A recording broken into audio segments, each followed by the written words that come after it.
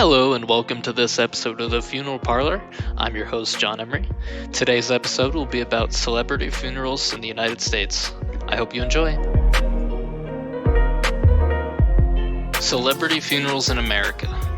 It's something that we come into contact with pretty often. I personally see some famous celebrity's death on the news. It seems like every day, and it is a bit depressing at times how much coverage we have on celebrity death. But at the same time, it is an essential part of culture. Following the lives and, of course, deaths of important people and influential people is nothing new. Humans have a long history of grandiose funerals and large memorials. The Romans, for example, had processions through the streets. They brought the body in the procession, accompanied by musicians. They had people playing flutes. They had mimes. They had food and drink.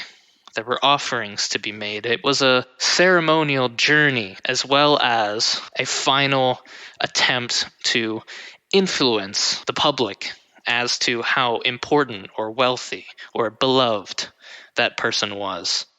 They even had mourners in ancient Rome who were professionals. They were women who were paid to accompany a funeral procession.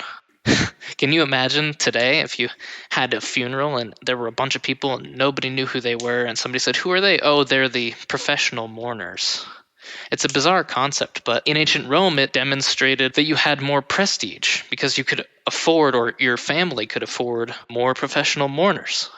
In ancient Egypt, massive pyramids were constructed to commemorate the mighty rulers entombed in them.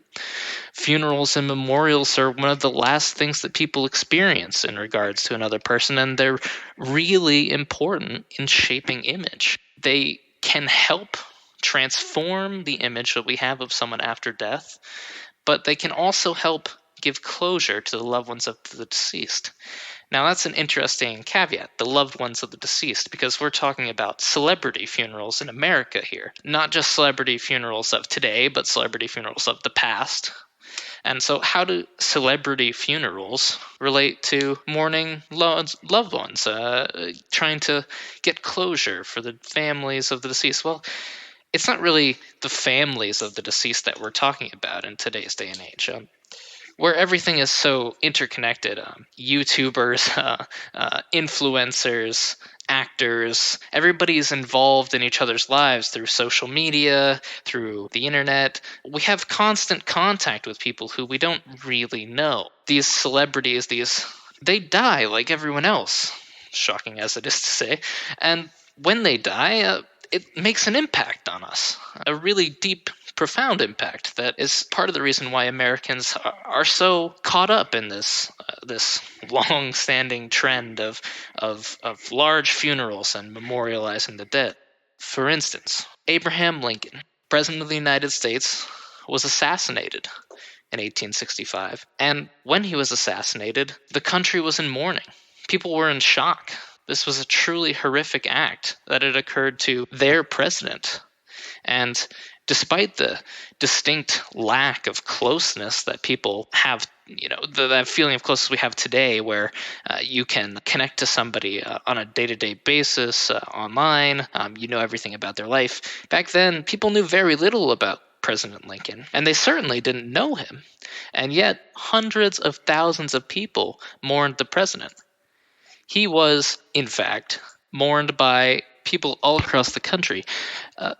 The president's body was brought in reverse of his inauguration tour. He was brought back through the country aboard a train, his funeral train, and this funeral train was a very expensive affair. It was very lavish. It was well decorated. And of course, everywhere where his body stopped, there were large assemblies of men and women. They were following it. They were trying to get a look at Abraham Lincoln. And they would get their look, not at the body itself, but if they were to see his coffin, what they would see was one of unsurpassed magnificence and grandeur, according to a newspaper at the time. Its entire cost had been about $2,000. and was undoubtedly the most beautiful thing of the kind ever manufactured in this country. The timber was mahogany, the inside was plated with satin, the pillow and lower surface was the finest of silks. No expense was spared. In the city of Indianapolis, 75,000 people visited the president's body. They were going through at a rate of 140 people per minute. This according to the Indianapolis Daily Gazette, who published an article on May 1st, 1865, following the president's tour. This article very carefully details all kinds of lavish ornamentation and drapery, as well as the immense volume of people who showed up. I mean, this was the biggest funeral that anybody in the country had ever taken part in. And it wasn't a singular affair. Of course, the president had his final funeral, but the funeral train was almost like a funeral everywhere it stopped throughout the nation.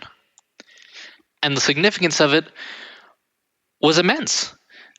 It passed through more than 400 different communities in its journey, and when the president's body was finally brought to Springfield, it was after a great deal of the nation had their chance to interact and mourn with his corpse. In 1926, Rudolph Valentino, a very famous actor who was known as the Latin Lover, died unexpectedly at the age of 31 in New York, and thousands of fans came out, rushed into the streets, and it's even reported that some female fans attempted to commit suicide as a result of his death, though these reports are unconfirmed and largely just more publicity.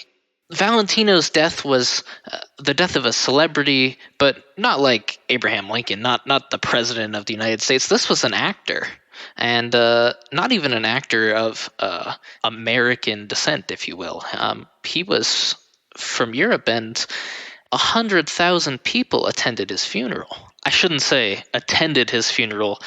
More than 100,000 people gathered in the streets outside the funeral home. Much like the professional mourners of ancient Rome, apparently women were tearing at their clothes and clutching their chests in their supposed grief. Now, Valentino was an actor, but before they had talkies, if you will. So while people were used to seeing his face, much more so than President Lincoln, and they could have developed more of a relationship with his characters, it still wasn't the sort of intimate connection we have today. And yet 100,000 people gathered on the streets outside the funeral home, caused complete chaos and practically shut down the city. His death was very unexpected, much like Lincoln's, and much like Huey Long, a very famous politician from Louisiana. Huey Long was assassinated in 1935. Huey Long's funeral was attended by, again, a huge number of people. These unexpected deaths of important figures always get a massive reception here in the United States. It's not that we're obsessed with celebrity, but we do feel a very strong connection to celebrity in this country. We are aspiring to it sometimes. Not everyone, of course, but we all have that occasional dream of fame and fortune. It's the American dream.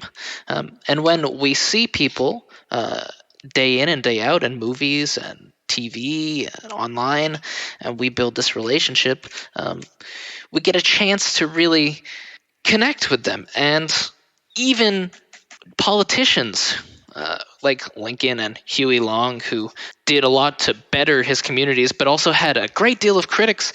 Both of them were, highly unpopular with certain sections of the country. They still got massive funerals, massive receptions, because they were important, influential figures in America who died. And when an important figure in America dies, we have to mourn. Though we're not exactly mourning a loved one, we are mourning the loss of something. There is a connection there. John F. Kennedy. The largest funeral in American history was for John F. Kennedy. John F. Kennedy was assassinated in 1963, and his funeral, enormous, like all the ones I've said before.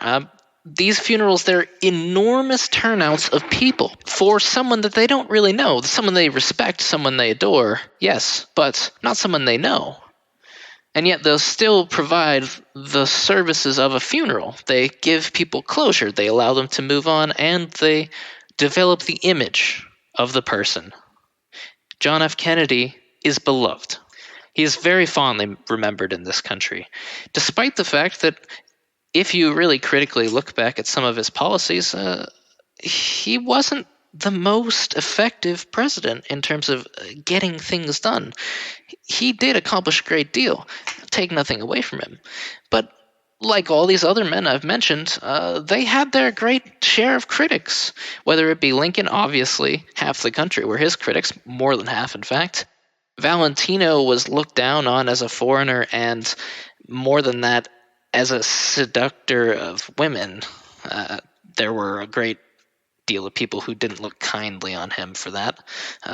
Huey Long was considered a dictator by some people, and John F. Kennedy was Catholic, and therefore a great deal of people in this country were a little less accepting of him because of it. And yet, despite all of these public differences, when these people of great importance passed unexpectedly, everybody turned out for them. It was a huge event. And TV, movies were coming into the picture, so people were getting to see these funerals. So it wasn't just the huge throngs of people gathered at the physical sites of these places, but also a much wider audience who was experiencing the loss and the grieving process. And that rings true today as well, where when a celebrity dies, basically everybody in the world hears about it. We all know about it. And there are a great number of memorials. People put out posts thanking the celebrity for the kind memories that they have of them, of the nice experiences that person gave them, despite that they never connected. And that's really what I'm trying to say here is, in America and in the rest of the world, funerals are now a chance for us to give memoriam of people who we never truly met, people we never truly knew. And yet nowadays, in our modern era, we can connect with them.